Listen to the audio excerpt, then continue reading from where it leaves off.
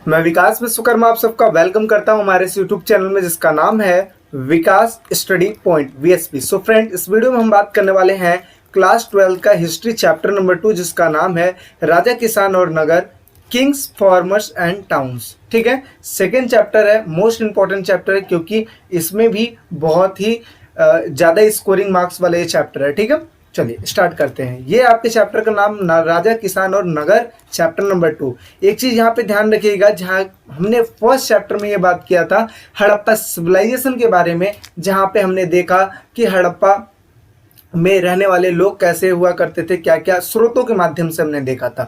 जहाँ पे ये देखा था कि किन किन केंद्रों में उनका व्यापार हुआ करता था, किन किन राज्यों से व्यापार हुआ करता था, वो क्या क्या वस्त्र यूज करते थे, मतलब बहुत सारी चीज़ों के बारे में हमने डिस्कशन किया है फर्स्ट चैप्टर में। अब इसमें हम बात करेंगे सेकेंड चैप्टर में, जहाँ पे हम देखेंगे राजा का आगमन कैसे हुआ, किसानों के बारे में थोड़ा सा चर्चा करेंगे, इसके अलावा हम चर्चा करेंगे नगरों के बारे में। और ये ड्यूरेशन क्या है? ड्यूरेशन है 600 ईसा पूर्व से लेकर 600 ईस्वी के बीच की बात हो रही है, जहाँ पे आरंभिक राज्य और अर्थव्यवस्थाएं देखेंगे कैसे कैसे उनका जीवन यापन होता था। आई बात समझ में? फर्स्ट चैप्टर हड़प्पा सिविलाइजेशन, जिन बच्चों ने नहीं देखा है डिस्क्रिप्शन में उसका लिंक है, जाके वो देख ले। सेकेंड चैप्टर बहुत ही ज्यादा इंटरेस्टेड है, राजा किसान और नगर। आई बात समझ? स्टार्ट करते हैं। तो फर्स्ट चैप्टर हड़प्पा सभ्यता, ड्यूरेशन क्या था?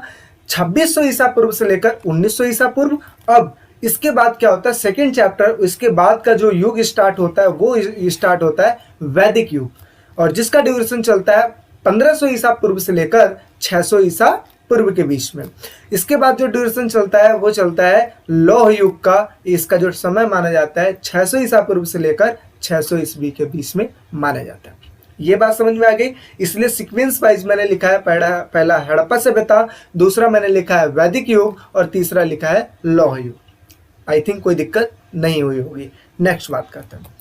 आगे अगर देखें तो हड़प्पा तो हमने पढ़ लिया है, अब बात करेंगे वैदिक युग। युग का मतलब होता है समय, वैदिक का मतलब होता है वेद से रिलेटेड है, यानी कि वो समय जिसमें वेदों की रचना हुई थी उसे ही वैदिक युग कहते हैं। ठीक है, और इसका समय क्या माना जाता है? 1500 ईसा पूर्व से लेकर 600 ईसा पूर्व। अब देखो, इसको दो चीजों में कैटेगराइज कर दिया गया है। कौन कौन सी चीजों में? तो देखिए, इसे दो चीजों में कैटेगराइज कर दिया गया है, यानी कि ऋग वैदिक काल और उत्तर वैदिक काल, दो चीजों में कैटेगराइज कर दिया गया है। और इसका समय क्या रखा गया है? वैदिक काल जो चला, ऋग वैदिक काल जो चला था 1500 बीसी से लेकर 1000 बीसी।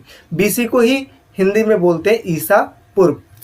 इसके बाद देखते हैं दूसरा जो टाइम चला था उत्तर वैदिक काल का, 1000 ईसा पूर्व से लेकर 600 ईसा पूर्व, यानी कि 1000 बीसी से लेकर 600 बीसी के बीच में चला था। इसी को हमने दो हिस्सों में डिवाइड कर दिया, एक ऋग वैदिक काल, दूसरा उत्तर वैदिक काल। अब एक्चुअल में ऋग वैदिक काल है क्या, उत्तर वैदिक काल है क्या, आगे तो हम पढ़ेंगे, लेकिन एक शॉर्ट डेफिनेशन हम यहाँ पे समझ लेते हैं। पहले हमने समझा वैदिक युग, वेदों की रचना हुई थी। अब समझते हैं कब कब हुई थी। तो ऋग वैदिक काल में ऋग्वेद की रचना हुई थी, और उत्तर वैदिक काल में बचे जो 3 वेद हैं, जैसे यजुर्वेद, सामवेद, अथर्ववेद, इनकी रचना हुई थी उत्तर वैदिक काल में। समय तो आपको पता ही है, 1000 से लेकर 600 ईसा पूर्व। ठीक है, अब यहाँ पे देखिए, अभी हमने इसका बात कर लिया, अब बात करते हैं लौह युग का। लौह युग क्या है? तो सेम ऐसे ही जैसे हमने इसका डेफिनेशन लिखा, ऐसे इसका लिखेंगे। युग, युग का मतलब होता है समय, लौह का मतलब होता है लोहा, यानी कि वो समय जिसमें लोहे की बहुतायत, यानी कि लोहे का एक तरीके से बोलो बहुतायत मात्रा हमें मिला था, और इसी की वजह से कई सारी चीजों में चेंजेस आए थे, परिवर्तन आए थे। जहाँ पे हल्का प्रयोग होता था, वहां पे नीचे अब जो एक फाल टाइप में पोर्शन होता है ना, वो लोहे का होता है, जिसकी वजह से वो मिट्टी में जा सके। जिन बच्चों ने देखा होगा हल वगैरह देखा होगा, तो उसमें देखे होंगे कि जो नीचे का पोर्शन होता है वो होता है लोहे का, जिसकी वजह से अच्छे प्रकार से खेतों की जुताई हो पाती है। तो लौह युग, जिसकी वजह से काफी परिवर्तन हुए थे, और ये टाइम था 600 ईसा पूर्व से लेकर 600 ईस्वी के बीच की बात हो रही है। ईसा पूर्व समझते हो जो नेगेटिव चलता है, और ईस्वी जो पॉजिटिव चलता है। ठीक है, तो ये चीज है। यानी कि ईसा मसीह के जन्म से पहले जितनी भी घटनाएं घटी थी वो ईसा पूर्व में घटी थी, और ईसा मसीह के जन्म के बाद की जितनी घटनाएं थी वो ईस्वी में काउंट होती है। ठीक है, आई बात समझ में? आगे बात करते हैं। अब देखिए यहाँ पे हमने बात किया था राजा, किसान और नगर। तो सबसे पहले देखते हैं राजा। एक राजा थे, हरेक वंश की स्थापना हुई थी। कब हुई थी? 544 ईसा पूर्व में, और इनका शासन चला था 544 ईसा पूर्व से लेकर 412 ईसा पूर्व के बीच में। ठीक है, और इसकी स्थापना किन्होंने किया था? बिंबिसार ने किया था। ध्यान से देखिएगा, बिंबिसार। ठीक है, आगे चल के एक और नाम मिलेगा, आप उनमें कंफ्यूज हो जाएंगे, इस वजह से मैं बोला बिंबिसार, ध्यान से देख के चलिएगा। ठीक है, तो जो बिंबिसार थे इन्होंने ही हरेक वंश की स्थापना की थी, और इनके जो लास्ट के संस्थापक थे वो कौन थे? नगदशक थे। ठीक है, नगदशक इनके लास्ट संस्थापक थे। फिर क्या होता है, इनके बाद एक और शासक आते हैं, एक और वंश आता है जिसको बोलते हैं शिशुनाग वंश। इनकी स्थापना कब हुई थी? कब उनका शासनकाल कब चला था? 412 से लेकर 344 बीसी तक चला था, और इनकी स्थापना करने वाले कौन थे? शिशुनाग थे। कौन थे? शिशुनाग नाम था ये। ठीक है, और इनके जो लास्ट संस्थापक थे वो थे नंदीवर्धन। ठीक है, इसके बाद जो साम्राज्य आया, वंश आया, उनका नाम था नंद वंश। इनका जो साम्राज्य चला था, वंश चला था 344 से लेकर 312 बीसी तक चला था, और किसने इस चीज को स्थापना की थी? महापदम नंद ने की थी। और इसके बाद घनानंद इसके लास्ट संस्थापक थे, लास्ट, ठीक है, सम्राट थे। आगे इसके बाद एक और वंश आता है मौर्य वंश, और जो ये चैप्टर है आधारित है मौर्य वंश के बारे में। वैदिक काल के बारे में ज़्यादा कुछ नहीं है, बस थोड़ा सा इंट्रोडक्शन है जो कि एक स्लाइड में ख़त्म कर देंगे, और बाकी का जो चीज़ हम पढ़ेंगे वो पढ़ेंगे मौर्य वंश के बारे में। पहले हम ये चीज़ देखेंगे कि मौर्य वंश ने कैसे नंद वंश को पराजित करके अपना वंश स्थापित किया, और स्थापित करने वाले कौन थे? तो जैसा कि हमें पता है कि चंद्रगुप्त मौर्य ने ही घनानंद को खत्म करके, मार के, ये नंद वंश को हराकर मौर्य साम्राज्य की स्थापना की थी। और जो इसके लास्ट संस्थापक थे वो कौन थे? बृहद्रथ। ठीक है, बृहद्रथ इसके लास्ट संस्थापक थे, बट हमें इनके तक नहीं जाना है। इनके जो 3 मुख्य सम्राट हैं, जैसे चंद्रगुप्त मौर्य हो गए, चंद्रगुप्त मौर्य के जो बेटे हुए थे उनका नाम था बिंदुसार। क्या नाम था? बिंदुसार। यहाँ पे देखिए बिंबिसार लिखा है ना, उनका जो नाम था बिंदुसार। ठीक है, और इसके अलावा इनके जो बेटे हुए थे वो थे अशोक। थे तो बहुत सारे, 101 भाई थे, लेकिन इनके जो इनका जो वंश चलाया था वो कौन चलाया था? अशोक, जो कि एक महान शासक के रूप में जाना जाता है। तो हमें बस यहीं तक पढ़ना है, इसके आगे इनके स्टोरी हमें नहीं पढ़नी है। हाँ, बस इतना पढ़ना है कि घनानंद को कैसे इन्होंने पराजित किया, और जो मौर्य वंश था कहाँ कहाँ तक फैला था, कैसे कैसे अपना साम्राज्य चलाया, इन सभी चीज़ों के बारे में पढ़ेंगे। इसके अलावा अशोक के बारे में पढ़ेंगे। ठीक है, एक मैप देख लेते हैं। तो यहाँ पे देखिए ये था मगध। मगध से ये राजा अपना राजपाट करना स्टार्ट किए थे, धीरे धीरे करते करते ये फैलते चले गए थे, और मौर्य वंश के टाइम पे ये पूरा का पूरा जो पोर्शन आप देख रहे हैं यहाँ तक, ये पूरा नीचे तक नहीं, यहाँ तक जो गोला मैंने मार रखा है, ये जो चीज़ थी ये सारी मौर्य वंश में आती। ठीक है, मौर्य वंश में आती थी। काफ़ी विशाल साम्राज्य था मौर्य साम्राज्य, इस वजह से ये सारी इसमें आती है, और इसी के बारे में हम पढ़ने वाले हैं। तो चीज़ें समझ में आई? क्या क्या हमने पढ़ा? हड़प्पा सभ्यता के बारे में पढ़ ही चुके थे, वैदिक युग हमने पढ़ लिया, 2 चीज़ों में कैटेगराइज था ये हमने पढ़ लिया, लोह युग पढ़ लिया, लोहे का इस टाइम पे बहुत ज़्यादा यूज होने लगा था। इसके अलावा जो शासक आए उनके बारे में हमने पढ़ा, और इसके अलावा हमने ये भी देखा कि इनका जो साम्राज्य था कहाँ कहाँ तक फैला हुआ था। ये मगध से स्टार्ट हुआ था। आगे बात करते हैं, आरंभ में स्टार्ट करते हैं। तो देखिए हड़प्पा सभ्यता के पश्चात 1500 वर्ष की लंबी समय अवधि में उपमहाद्वीप के अलग अलग भागों में कई प्रकार के विकास हुए। यानी कहने का मतलब है कि 1500 वर्षों की लंबी समय अवधि के बाद जो उपमहाद्वीप के अलग अलग जो क्षेत्र थे ना, ये जो पोर्शन था, यहाँ पे कई सारे बस्तियों का विकास होने लगा।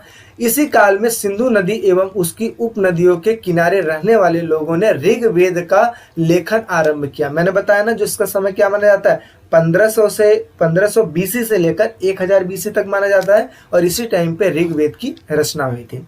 एक चीज और देखिए, उत्तर भारत, दक्कन पठार क्षेत्र एवं कर्नाटक जैसे उपमहाद्वीप के अनेक क्षेत्रों में किसानों की बस्तियां अस्तित्व में आने लगी। यानी कि ये जो चीज़ है ना, दक्कन पठार ये हो गया, और ये धीरे धीरे जो बस्तियां थी यहाँ पे धीरे धीरे आना स्टार्ट हो गई। आगे क्या होता है, साथ ही साथ दक्कन और दक्षिण भारत के इलाकों में चारावाह बस्तियों के साक्ष्य भी मिले हैं। कहने का मतलब ये जो चारावाह होते हैं यानी कि जो पशुओं को चराते हैं वो भी क्या करते थे यहाँ पे, मतलब इनका भी कुछ साक्ष्य मिलता है, क्योंकि आपको पता है पहले के टाइम पे इतना यातायात तो था नहीं, ये पशुओं को चराते चराते कहीं और ही पहुंच जाते थे, तो इसके भी वहाँ पे साक्ष्य मिले हुए हैं। अब देखिए आगे क्या होता है, ईसा पूर्व पहली शताब्दी के मध्य एवं दक्षिण भारत में मृत लोगों के अंतिम संस्कार के नए तरीके भी प्राप्त हुए हैं, जिसमें महापाषाण के नाम से प्रसिद्ध पत्थरों के बड़े बड़े ढांचे भी मिले हैं। महापाषाण का मतलब क्या, पाषाण का मतलब होता है पत्थर, महा का मतलब होता है विशाल, विशाल विशाल पत्थरें भी मिले हैं। और इसके अलावा हमने यहाँ पे ये भी साक्ष्य मिलते हैं कि जो प्रक्रिया थी अंतिम संस्कार करने की, जो कि हमने हड़प्पा सभ्यता में पढ़ी थी कि वस्तुओं को उनके साथ दफना दिया जाता था, अब क्या है कि आगे चल के उन सभी चीज़ों में परिवर्तन देखने को मिलता है। अब मृतकों के साथ साथ लोहे की भी कई सारी वस्तुएं भी मिलती थी। ठीक है, आगे क्या होता है, कई स्थलों पर शवों के साथ साथ विभिन्न प्रकार के लोहे से बने उपकरण एवं हथियार भी दफनाए जाते थे। तो इत्यादि साक्ष्य धीरे धीरे मिलना स्टार्ट हो गए। ये तो था आरंभ, यानी कि हड़प्पा सभ्यता के खत्म होने के बाद इत्यादि चीजों में धीरे धीरे परिवर्तन देखने को मिला। नेक्स्ट अगर बात करें तो वैदिक काल, जैसा कि हमने पढ़ा था वैदिक काल, तो देखिए एक चीज यहाँ पे वैदिक काल मैंने बताया था वेद काल, यानी कि एक ऐसा समय जहाँ पे वेदों की रचना हुई थी। देखिए क्या लिखा है, सिंधु सभ्यता के बाद एक नई सभ्यता अस्तित्व में आई थी जिसे वैदिक सभ्यता कहते हैं, क्योंकि इसमें वेदों की रचनाएं हुई थी। अर्थात कहने का मतलब ये है कि इस सभ्यता के बारे में हमें जो जानकारी मिलती है वेदों से मिलती है। आई बात समझ में। नेक्स्ट बात करते हैं, आर्यों द्वारा स्थापित इस सभ्यता को आर्य सभ्यता के नाम से भी जाना जाता है। कि जैसे हमने फर्स्ट चैप्टर में पढ़ा था हड़प्पा सभ्यता का अंत, उसमें एक कारण ये भी था कि आर्य लोगों ने हो सकता है कि आक्रमण कर दिया हो हड़प्पा सभ्यता के ऊपर, हड़प्पा लोगों के ऊपर, इस वजह से उनका अंत हो गया हो। ये भी एक प्रकार का कारण था। ठीक है, तो अब देखिए, अब था आर्यों ने आक्रमण कर दिया था, तो अब क्या है कि आर्यों ने ही वैदिक सभ्यता का स्टार्ट किया था और इसे अपना नाम दे देते हैं, यानी कि आर्य सभ्यता का नाम दे देते हैं। इनकी भाषा प्राक्य संस्कृति थी। प्राक्य संस्कृति थोड़ी सी अलग होती है बट उस जैसी ही होती है। ठीक है, आगे वैदिक युग को दो भागों में विभाजित किया गया है, ऋग वैदिक काल और उत्तर वैदिक काल। जैसा कि मैंने आपको पहले बता दिया है, 1500 ईसा पूर्व से लेकर 1000 ईसा पूर्व के बारे में बात हो रही है। और इसके अलावा उत्तर वैदिक काल 1000 ईसा पूर्व से लेकर 600 ईसा पूर्व के बारे में बात हो रही है। आगे देखते हैं, ऋग वैदिक काल में ऋग्वेद की रचना हुई थी, उत्तर वैदिक काल में बाकी के जो बचे 3 वेद हैं, ठीक है, उनकी रचनाएं हुई थी। ठीक, इतना चीज समझ में आ गया। नेक्स्ट बात करते हो। अब देखिए प्रिंसेप और पियदर्शी क्या है, आपका फर्स्ट टॉपिक है प्रिंसेप और पियदर्शी। अभी जो हमने पीछे बात किया, ये एक बेस पॉइंट हमने बात किया कि इस चैप्टर का बेस पॉइंट क्या था। अब जो एक्चुअल जो थिंग है उसको हम देखने वाले हैं। तो प्रिंसेप और पियदर्शी। प्रिंसेप, यहाँ पे देखिए 1830 के दशक में ईस्ट इंडिया कंपनी के एक अफसर जेम्स प्रिंसेप ने ब्राह्मी एवं खरोष्टी लिपियों का अर्थ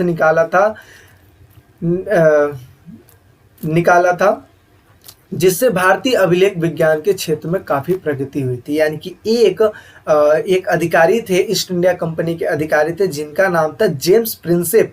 इन्होंने 1830 में क्या किया था, ब्राह्मणी और खरोष्टी लिपियों का अर्थ निकाला था।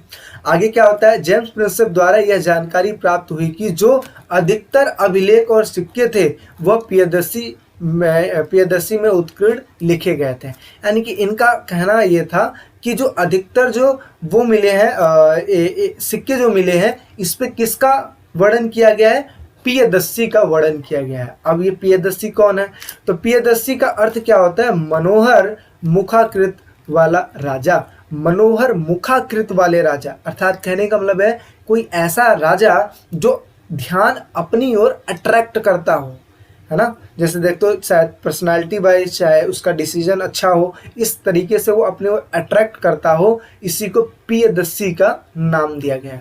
यानी कि वहाँ के जो सिक्के मिले हैं उस पे पियदर्शी के नाम वर्णित हैं। ठीक है, तो आगे देखते हैं कुछ अभिलेखों पर राजा अशोक का भी नाम था। कुछ ऐसे अभिलेख मिले हैं जिस पर राजा अशोक का नाम था। बौद्ध ग्रंथों के अनुसार अशोक सर्वाधिक समृद्ध शासक में से एक थे। जो अशोक का जो शासन काल था वो अच्छा था, और इसके अलावा जो अशोक खुद थे ये भी एक बोल सकते हो कि एक प्रसिद्ध शासक के रूप में आए थे। ठीक है, अब देखिए यहाँ पे एक मेन क्वेश्चन क्या होता है कि जेम्स प्रिंसेप कौन थे। ये आपका पहले के टाइम पे 2 नंबर के क्वेश्चन पूछा जाता था, बट आपको ये याद करके रखना पड़ेगा क्योंकि 1 नंबर में भी पूछा जा सकता है कि जेम्स प्रिंसेप कौन थे। तो James Prinsep east India company के अधिकारी थे। 1830 में इन्होंने मतलब ब्राह्मणी लिपि और खरोष्टी लिपि का अर्थ निकाला था। बस आपको यही याद करके रखना है। आगे बात करते हैं, अभिलेख क्या होते हैं। ठीक है, इंस्क्रिप्शन, ठीक है, इसको बोलते हैं इंस्क्रिप्शन बोलते हैं। अभिलेख क्या होता क्या है इस चीज के बारे में हम देखते हैं। तो अभिलेख जो पत्थर, धातु या मिट्टी के बर्तन जैसे कठोर सतहों पर खुदे उत्कीर्ण लेख होते हैं, प्राचीन काल से ही इसका उपयोग होता आ रहा है। यानी कि अभिलेख होते क्या है, ये पत्थरों पर, धातुओं पर, मिट्टियों के बर्तनों जैसे जो कठोर सतह होते हैं उस पे खुदे होते हैं या फिर उत्कीर्ण होते हैं। ठीक है, और इसे ही क्या बोलते हैं, अभिलेख बोलते हैं, और प्राचीन काल से इसका उपयोग होता आ रहा है। आगे क्या बात करते हैं, शासक अभिलेखों के माध्यम से नगरों में अपने आदेशों, नियमों को लोगों तक पहुंचवाते थे, जिससे लोग उन्हें देखकर उन्हें पढ़ सके और उनका क्या कर सके, पालन कर सके। यानी कहने का मतलब ये है कि जो शासक होते थे वो अभिलेखों के माध्यम से विभिन्न प्रकार के जो उनके डिसीजन होते थे, विभिन्न प्रकार के जो उनके नियम होते थे वो नगरों में लगवा देते थे, जिसकी वजह से जो लोग थे उनको देखते थे और उनको पढ़ते थे और आगे उसी चीज को फॉलो करते थे। आगे क्या होता है, आधुनिक युग में भी इसका प्रयोग देखने को मिल जाता है। जैसे आप देखते हो ना, घर जो बनवाते हैं तो घर पे हम एक छोटा सा टाइल लगवाते हैं जिसपे हम नाम लिखते हैं कि ये शांति भवन, ये फलाना भवन, ऐसा करके लिखते हैं ना, वो सब भी एक प्रकार के अभिलेख में ही आएंगे। ठीक है, आगे क्या देखते हैं, इन अभिलेखों में राजा के क्रियाकलाप यानी कि उनके जो कार्य करना है वो, और इसके अलावा हथियारों, महिलाओं और इसके अलावा पुरुषों द्वारा धार्मिक संस्थाओं को दिए गए दान का ब्यौरा होता है। यानी कि जो दान देते हैं पहले के टाइम पे जो लोग थे वो उस पे लिखवा देते थे। आज के टाइम पे क्या, फोटो क्लिक कर लिया। पहले के टाइम पे क्या होता था, पहले के टाइम पे लिखना पड़ता था क्योंकि उसमें कैप्चर करने के लिए फोटो नहीं थे, तो इस वजह से उसको लिखना पड़ता था। ठीक है, और आज के टाइम पे भाई फोटो क्लिक किया, एल्बम बनवा दिया, फिर कुछ और कर दिया, सोशल मीडिया पे उसको कर दिया, तो वो लंबे टाइम तक सेव हो जाते थे। ठीक है, लेकिन पहले के टाइम पे अभिलेखों पर भी ये सारा चीज होता था। आगे क्या है, अब ये जो ब्यौरा जिसमें दान के बारे में लिखा जाता था इसे ही दानात्मक अभिलेख कहा जाता था। प्राचीन अभिलेख प्राकृतिक भाषा में लिखे गए थे, जिसके साथ साथ ही इनमें तमिल, पाली और संस्कृत जैसी भाषाओं के भी अभिलेख मिलते हैं। ठीक है, प्राकृत भाषा और इसके अलावा तमिल, पाली, संस्कृत भाषा इत्यादि चीज़ों में कई सारे अभिलेख का मिला हुआ है, और जिसकी वजह से हम मौर्य साम्राज्य के बारे में समझ सकते हैं। ठीक है, नेक्स्ट बात करते हैं। अब देखिए यहाँ पे लिखा है कि प्रारंभिक राज्य यानी कि 6ठी शताब्दी ईसा पूर्व में एक परिवर्तन का काल क्यों माना जाता है। यानी कि जो 6ठी शताब्दी ईसा पूर्व था इसकी बात हो रही है, 600 ईसा पूर्व की बात हो रही है। तो ये जो टाइम था, ये जो टाइम है, इसको एक परिवर्तन का काल क्यों माना जाता है। तो मैंने आपको पहले ही बताया कि लोहे का यूज होना स्टार्ट हो गया था, नए नए राज्यों का नए नए राज्य आ गए थे। ठीक है, नए नए दार्शनिक, नए नए प्रकार की चीज़ें आ गई थी, जिसकी वजह से इनको एक मतलब एक परिवर्तन का काल माना जाता है। तो देखिए, प्रारंभिक राजाओं की उत्पत्ति होने स्टार्ट हो गई, राज्यों की धीरे धीरे उत्पत्ति होनी स्टार्ट हो गई, जैसा कि आपने राजाओं के बारे में पढ़ा। ठीक है, हर एक वंश के बारे में पढ़ा आपने, शिशुनाग वंश के बारे में, बहुत सारे वंशों के बारे में आपने पढ़ा। ठीक है, इसके अलावा हुआ क्या, नगरों की उत्पत्ति होने लगी। अभी आगे हम बात करेंगे जो नए नए प्रकार के नगर की उत्पत्ति कैसे होने लगी, जनपद जो नए नए बनने लगे वो कौन कौन से जनपद थे। ठीक है, इन सभी चीज़ के बारे में बात करेंगे। आगे क्या है, लोहे के बढ़ते उपयोग भी एक प्रकार का परिवर्तन का एक हिस्सा माना जाता है, क्योंकि लोहे की वजह से विभिन्न प्रकार की उपकरण बनाने में सहायता मिलने लगा। इसके अलावा बहुत सी ऐसी चीज़ें बनाई जाती थी क्योंकि लोहा मजबूत होता था, अन्य धातुओं के मुकाबले लोहा जो होता था मजबूत होता था, इस वजह से इसका उपयोग धीरे धीरे बढ़ने लगा। सिक्कों का विकास होने लगा, अब ट्रांजेक्शन करने के लिए लोग सिक्कों का या मोहरों का इस्तेमाल करने लगे। इसके अलावा दार्शनिक विचारधाराओं का भी विकास इसमें होना स्टार्ट हो गया, जैसे कि जैन धर्म और बौद्ध धर्म, इन्होंने अपने ग्रंथों में भी लिखना इसको स्टार्ट करना शुरू कर दिया। तो ये देखिए इत्यादि चीजें हैं जिसकी वजह से हमें समझ में आता है कि 6वीं शताब्दी जो ईसा पूर्व है एक परिवर्तन का काल माना जाता है। आगे अगर बात करते हैं 16 महाजनपद, तो सबसे पहले हम यहाँ पे देखेंगे जनपद का डेफिनेशन, फिर बात करेंगे 16 महाजनपद क्या थे। तो जनपद देखिए, जनपद 2 शब्दों से मिलकर बना है, जन और पद। जन का मतलब होता है लोग, ठीक है, जैसे बोलते हैं जनहित में जारी, आपने सुना होगा ये बात कि ये मुद्दा जनहित में जारी। जन का मतलब होता है लोग, जन का मतलब होता है लोग, याद रखिएगा। पद का मतलब होता है पैर, यानी कि वो जगह, ठीक है, जहां पे जनता की पैर पड़ी। अब ऐसा तो डेफिनेशन हम लिख नहीं सकते हैं, इसका अर्थ ये हुआ कि यानी कि वो जगह जहाँ पे लोग रहा करते थे उन्हीं को जनपद का नाम दे दिया गया। तो देखिए जनपद 2 शब्दों से मिलकर बना गया हुआ है, जन और पद, यानी कि जहाँ जन का मतलब होता है लोग और पद का अर्थ होता है पैर, अर्थात जहाँ लोगों के पैर पड़े हों, या फिर बोल सकते हैं कि जहाँ पर लोग बसे हुए हों उसे क्या बोलते हैं, जनपद बोलते हैं। चीज़ समझ में आ रही है, किसी भी प्रकार की कोई कंफ्यूजन नहीं है, तो फटाक से एक लाइक का बटन क्लिक कर लीजिए और अपने फ्रेंडों में शेयर कीजिए, ठीक है। आगे बात करते हैं, 16 महाजनपद थे। इसमें हम बात करेंगे कि 16 महाजनपद कौन कौन से थे। तो देखिए, तो पहले अगर बात करें तो प्रारंभिक भारतीय इतिहास में 6वीं शताब्दी ईस्वी पूर्व को एक अहम बदलावकारी काल माना जाता है। जैसे कि हमने पहले पढ़ा, परिवर्तन का काल माना जाता है, क्योंकि राज्यों का उदय हुआ, लोहे का विभिन्न प्रकार का यूज होने लगा, सिक्कों का आगमन होने लगा, विभिन्न प्रकार के दार्शनिक आने लगे, ठीक है। इस वजह से इसको बदलावकारी काल माना जाता है।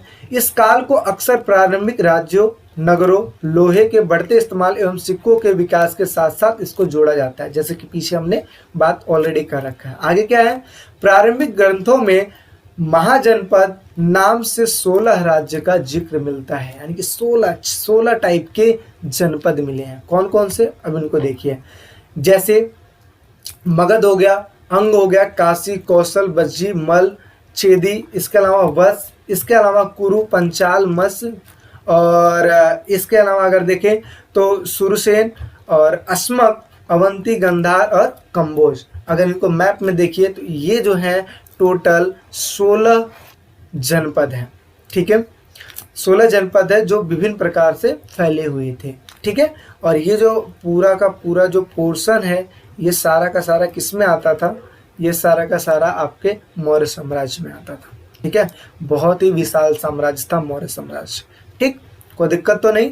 नेक्स्ट बात करते हैं, अब आगे बात करते हैं, जनपद के 2 प्रकार हुआ करते थे। एक वो जगह, एक वो जनपद जहाँ पे राजतंत्रात्मक था, यानी कि राजा राज करते थे, और एक गणतंत्रात्मक था, यानी कि जहाँ पे जनता का राज था।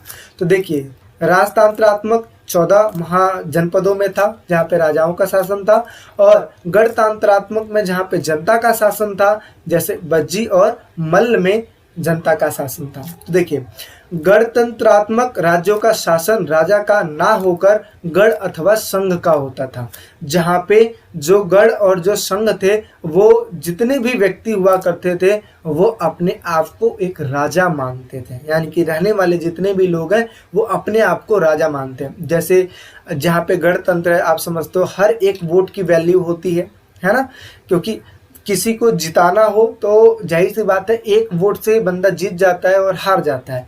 तो इस ऐसे ही जितना एक वोट का इम्पोर्टेंस है ऐसे ही वहाँ उस टाइम पे भी था, तो लोग अपने आप को राजा समझते थे, ठीक है। तो गण यानी कि कई समूहों वाले, कई सदस्यों वाले समूह होते थे, और संघ को क्या बोलते थे, संगठन या सभा बोलते थे। अधिकतर महाजनपदों पर राजा का शासन होता था। गण एवं संघ नाम से मशहूर राज्यों में अनेक लोगों का समूह शासन करता था। इस समूहों के हर एक व्यक्ति को राजा कहा जाता था, ठीक है। हर एक महाजनपद की राजधानी होती थी जिसे अक्सर किले से घेर दिया जाता था, क्योंकि जो राजधानी थी ये एक इम्पॉर्टेंट प्लेस होता है जहाँ पे सारा कारोबार हर एक चीज़ होता है। तो अगर कोई राजधानी पर अटैक करे, समझ लो जैसे हमारे बॉडी में एक दिल होता है ना, दिल का दौरा पड़ता है तो हम जाहिर सी बात है मर जाएंगे। ऐसी राजधानी भी हुआ करती थी, तो राजधानी को चारों ओर से घेर के रखा जाता था ताकि इस पर कोई अटैक ना कर पाए। आगे किलेबंद राजधानियों के रख रखाव एवं प्रारंभिक सेना और नौकरशाही के लिए बहुत भारी अधिक स्रोत की जरूरत होती थी। स्रोत का मतलब होता है एक तरीके से समझ लो पैसे की जरूरत होती थी। तकरीबन छठी सदी ईसा पूर्व से संस्कृत में ब्राह्मणों ने धर्मशास्त्र नामक ग्रंथों की रचना की थी। यानी कि छठी शताब्दी ईसा पूर्व में इन्होंने क्या किया था, ब्राह्मणों ने मिलकर एक धर्मशास्त्र की स्थापना की थी और इसमें शासक के साथ साथ अन्य के लिए नियम का निर्धारण किया गया था। यानी कि एक प्रकार का नियम बनाया गया था, शासक के साथ साथ सभी व्यक्तियों के लिए बनाया गया था और यह उम्मीद की जाती थी कि शासक क्षत्रिय वर्ग से ही होगा। यानी कि जो राजा बनेगा वो क्षत्रिय वर्ग का ही होगा, वही राजा बन सकता है। शासकों का कार्य कृषकों, व्यापारी एवं चरवाहों से भी लगान रूप में लिया जाता था। कहने का मतलब यह है कि शासकों का जो कार्य होता था कृषक, व्यापारियों एवं चरवाहों से भी लगान वसूला जाता था। और क्यों वसूला जाता था, क्योंकि आपको पता है यहाँ पे किलाबंदी की जो सुरक्षा की जा रही है उसके रख रखाव में काफ़ी पैसा खर्च होता था। तो इन सभी चीज़ों से पैसा जनरेट होता था और जिसको खर्च किया जाता था। ठीक है, और लगान की प्रक्रिया तो बहुत पहले से देखते आ रहे हो आप। ठीक है, लेकिन अब तो नहीं है, लेकिन बहुत पहले ये चीज़ चली आ रही थी। जैसा कि आपने लगान मूवी भी देखा होगा आमिर खान का, तो उसमें भी लगान के बारे में काफ़ी चीज़ें क्लियर की गई हैं। ठीक है, आगे बात करते हैं 16 महाजनपदों में जो मगध था वो काफी शक्तिशाली था। क्यों था, इस चीज के बारे में बात करते हैं। इसके कारण क्या थे, क्योंकि ये जो क्वेश्चन है ये 6 नंबर के क्वेश्चन है, 8 नंबर के क्वेश्चन है, इसमें पूछे जाते थे 8 नंबर के क्वेश्चन में। ठीक है, या तो 8 नंबर में या तो 4 नंबर में। 6 नंबर के क्वेश्चन तो हिस्ट्री में होते नहीं थे, तो इस वजह से। तो कौन कौन से कारण थे, ध्यान से देखिए। 16 महाजनपदों में मगध प्रथम स्थान पर था। मगध क्षेत्र में कृषि की उपज विशेष तौर पर बेहतर थी, यानी कि अच्छी हुआ करती थी। लोहे के खदान भी सरलता से उपलब्ध हुआ करते थे, जिससे उपकरण एवं हथियार बनाना आसान होता था। यानी कि लोहा मिलता था जिसकी वजह से उपकरण बनाते थे, हथियार बनाते थे, लोहे के फाल बनाते थे, इत्यादि चीज़ों का निर्माण होता था। जंगली क्षेत्रों में हाथी मुहैया थी। ठीक है, जिसका अहम योगदान होता था सेना के रूप में। यानी कि हाथी की बहुतायत मात्रा थी जिसकी वजह से सेना में भी इनका यूज होता था। नदियों के रास्ते यातायात होना भी एक सस्ता और सुलभ माना जाता था, क्योंकि नदियों के रास्ते ज़्यादा खर्चा तो आएगा नहीं। आज के टाइम पे देखते हो पेट्रोल गाड़ी में पड़ता है, फिर हम कहीं लेके जाते हैं उसे तो काफ़ी खर्चा पड़ जाता है। लेकिन नदियों के द्वारा, बोटिंग के द्वारा अगर आपको आता है तो बोटिंग का खर्चा लगेगा, बाकी आप कहीं भी जा सकते हो, है ना। तो पहले के टाइम पे ये जो तरीका था एक सुलभ माना जाता था। ठीक है, आगे क्या है, योग्य और अत्यधिक महत्वाकांक्षी शासक। यानी कि कहने का मतलब उस टाइम पे जो राजा थे वो योग्य हुआ करते थे और महत्वाकांक्षी हुआ करते थे। यानी कि कई सारे साम्राज्यों को जीतकर अपने साम्राज्य को बहुत बड़ा बनाने वाले होते थे। ठीक है, सुरक्षित राजधानियां हुआ करती थी। राजधानियों को अक्सर किले से घेर दिया जाता था, है ना, चारों साइड किले बना दिए जाते थे जिसकी वजह से उसका सुरक्षा किया जा सके।